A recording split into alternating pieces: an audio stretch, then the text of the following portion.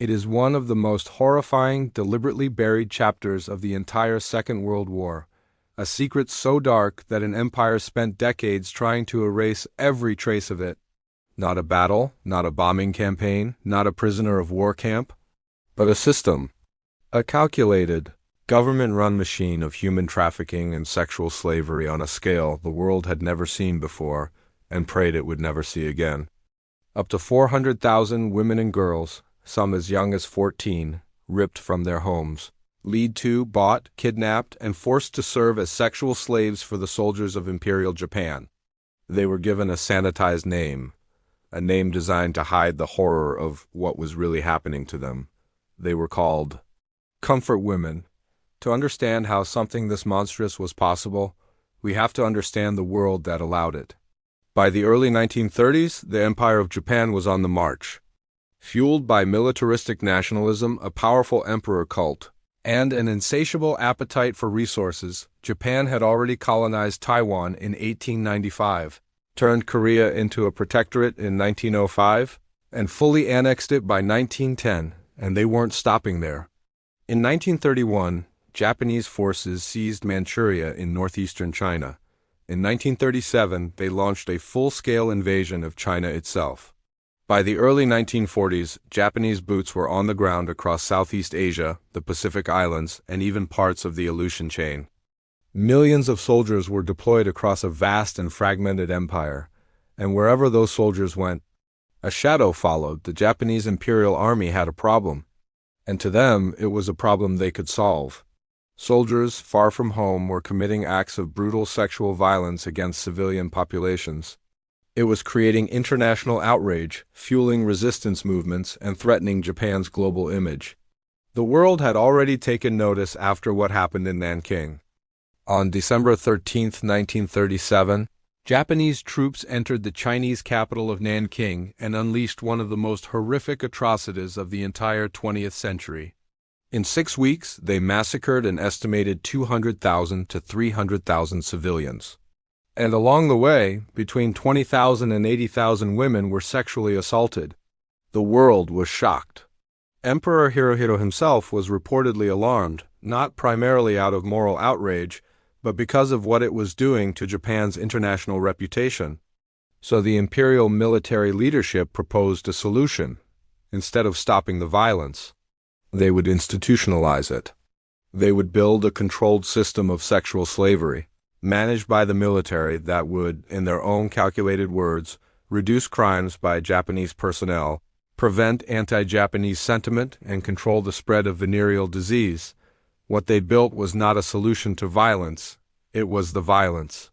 The system had an official name, comfort stations, or yanjo in Japanese.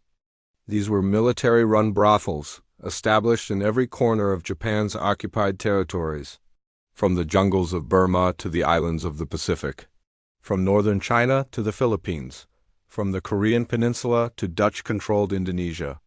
No matter where Japanese soldiers were stationed, there was almost certainly a comfort station nearby. The military didn't just permit these stations, it managed them.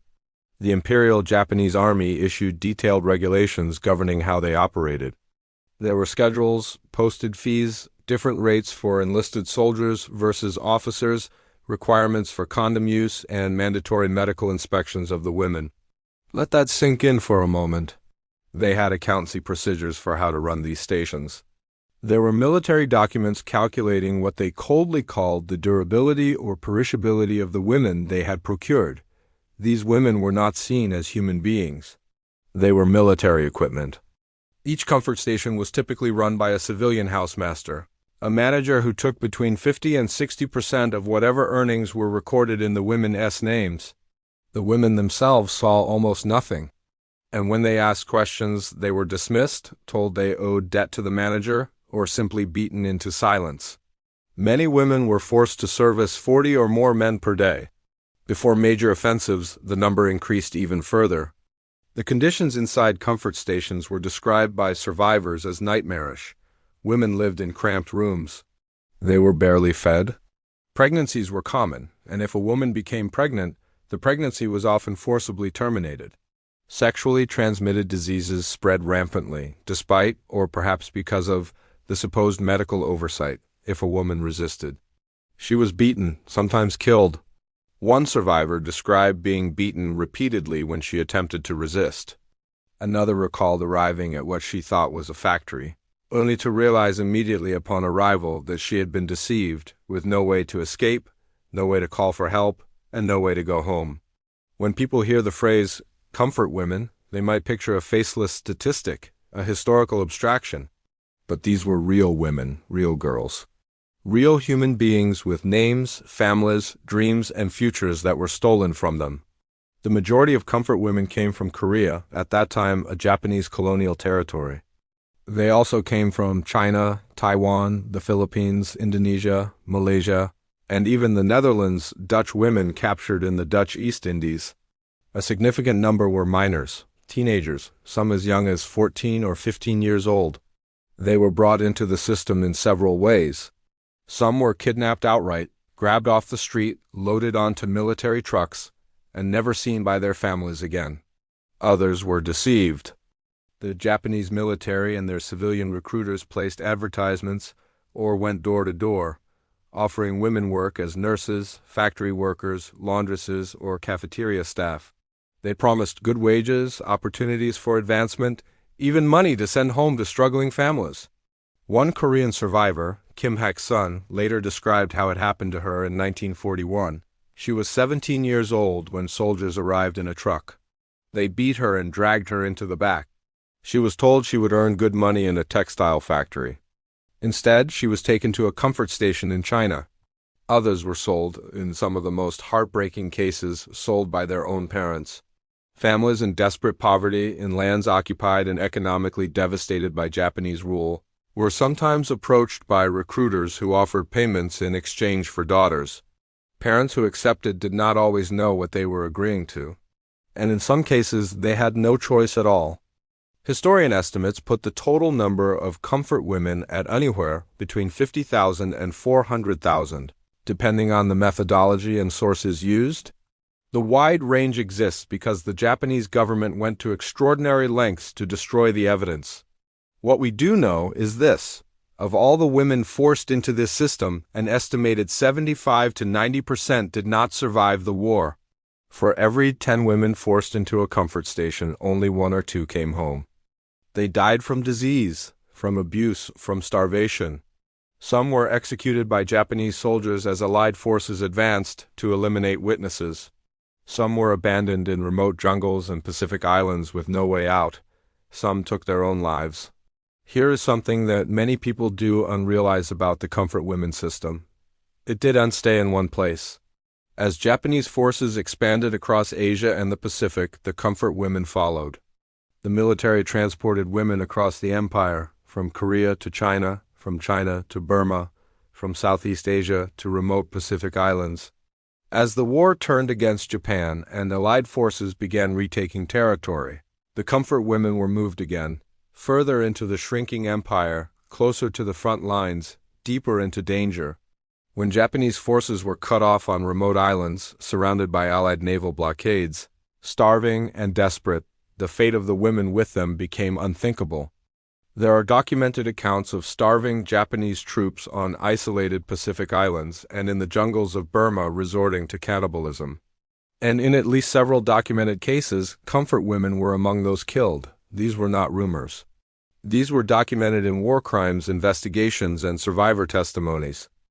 In the final weeks of the war, as Japan's defeat became inevitable, the destruction of the comfort women system happened in 2 ways.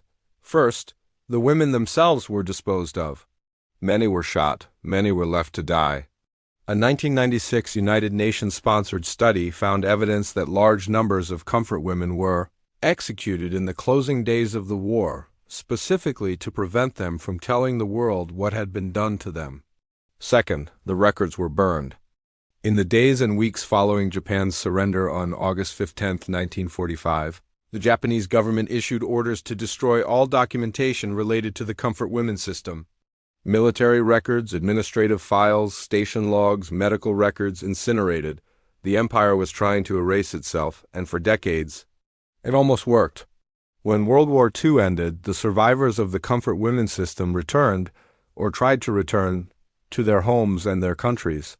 But the world they came back to was not ready to hear them. In Korea, by then divided into North and South, society was deeply conservative. Women who had been subjected to sexual violence were not treated as victims. They were treated as disgraced, unclean, unmarriageable. Most survivors said nothing. For decades, they went home if they could. Some changed their names. Some never spoke of what had happened, not to their children, not to their grandchildren, not to anyone. The physical scars stayed with them.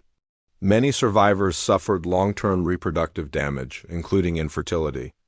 Others dealt with chronic illness, psychological trauma, and what we would today recognize as severe PTSD, in an era when no such diagnosis existed and no such support was available.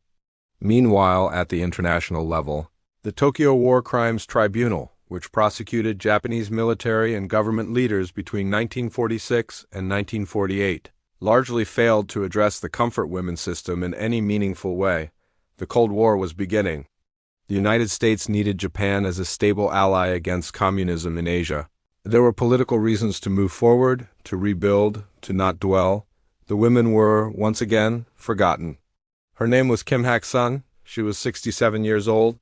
And on August 14, 1991, 46 years after the end of the war, she stood in front of cameras and microphones in Seoul, South Korea, and told the world what had happened to her.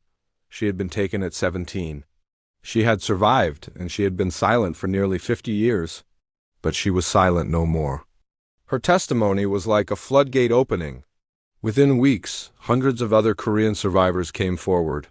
For the first time, the world heard, in the survivors' own words, what the comfort women system had truly been. Not a footnote. Not an abstraction. Real women, real suffering, real crimes. A class action lawsuit was filed against the Japanese government. Women's advocacy groups formed across South Korea, China, the Philippines, and beyond.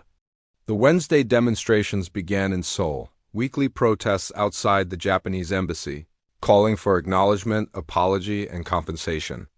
Those demonstrations have continued every single Wednesday for over 30 years. They are still happening today.